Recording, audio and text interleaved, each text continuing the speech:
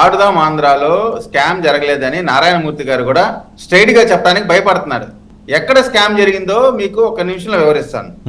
100 కోట్ల రూపాయల కాంట్రాక్ట్. దీన్ని మొదట ఒక టెండర్ పిలిచారు. టెండర్ పిలిస్తే ఒక సక్సెస్ఫుల్ గా ఒక బిడ్డర్ దాన్ని పొందాడు.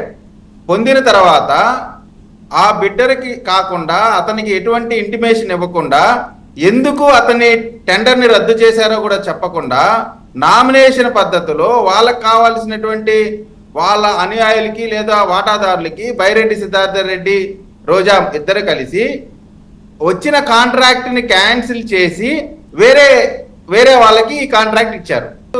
ఎవరైతే ముందు టెండర్ పొందాడో ఆ టెండర్ పొందిన వాళ్ళ దగ్గరికి వెళ్ళి ఈ కాంట్రాక్టర్ వెళ్ళి వాళ్ళ దగ్గర మళ్ళీ కొనుక్కొచ్చాడు. అంటే మీరు చూడండి ఎంత పెద్ద స్కామ్ జరిగిందో.